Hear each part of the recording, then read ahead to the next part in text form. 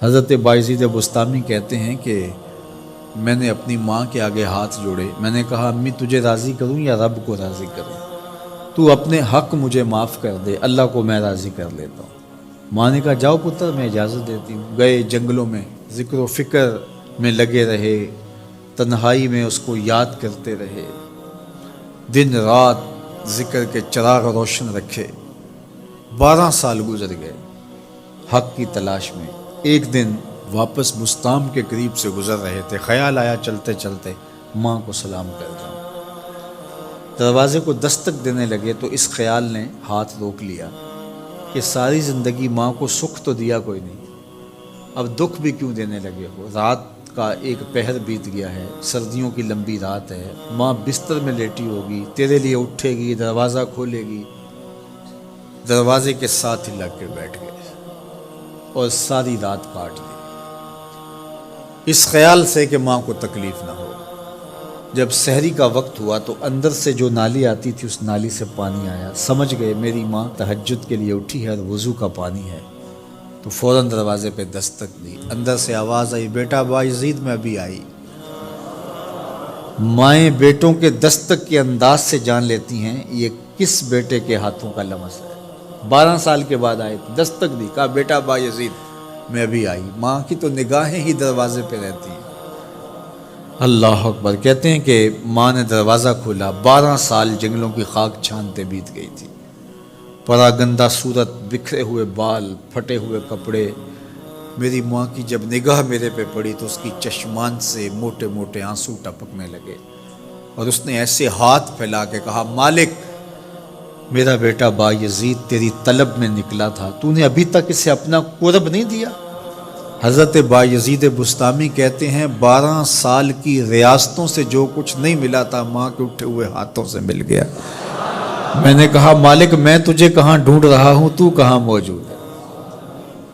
تو ماں باپ کی رضا اللہ کی رضا کا دروازہ کھولتی ہے۔ جن لوگوں کے ماں باپ ناراض ہیں اور وہ جا کے پیر صاحب کی خدمت کرتے ہیں، اور میاں ماں کے قدم چومو، باپ کی ٹانگیں دباؤ، ان کی خدمت کرو، تمہارے پہلے مرشد وہ ہیں، ان کو راضی کرو، پھر کسی شیخ کامل کی صحبت میں آنا، دیکھو کیسے دل کی بند کھڑکیاں کھلتی ہیں۔ ایک مرشد تو ناراض کر رہا ہے اور دوسرے مرشد سے تمہیں کیا ملے گا؟ تو راستہ یہیں سے کھلے گا۔ والدین کو کبھی ناراض نہ کرو، والدین کو کبھی دکھ نہ دو، والدین کو کبھی تکلیف نہ پہنچاؤ، اور والدین کو بھی چاہیے کہ اپنی اولاد کو اپنا نافرمان نہ بنائے۔ ایک بزرگ فرماتے ہیں کہ مجھے برابر 30 سال ہو گئے ہیں کہ میں اپنی اولاد کو کوئی حکم ہی نہیں دیا، کوئی حکم نہیں دیا۔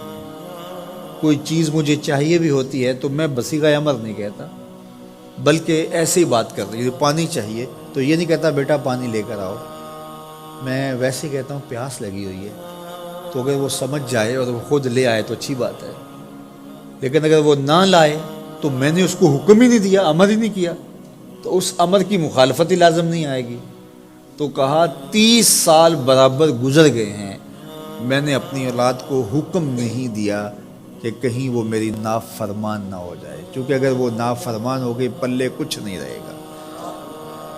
جو اولاد ماں باپ کی نافرمان ہوتی ہے وہ ہوا میں بھی اڑیں، وہ چرخ پہ بھی جھولیں، وہ زمین پہ گرنے والی ہوتی ہیں، کبھی کامیاب نہیں ہو سکتی وہ اولادیں جو ماں باپ کی گستاخ، بے ادب اور نافرمان ہوتی ہیں۔ وہی اولادیں سرخرو، کامیاب اور کامگار اور بامراد ہوتی ہیں جو ماں باپ کی خدمت کرتی ہیں، ماں باپ کی دعائیں لیتی ہیں۔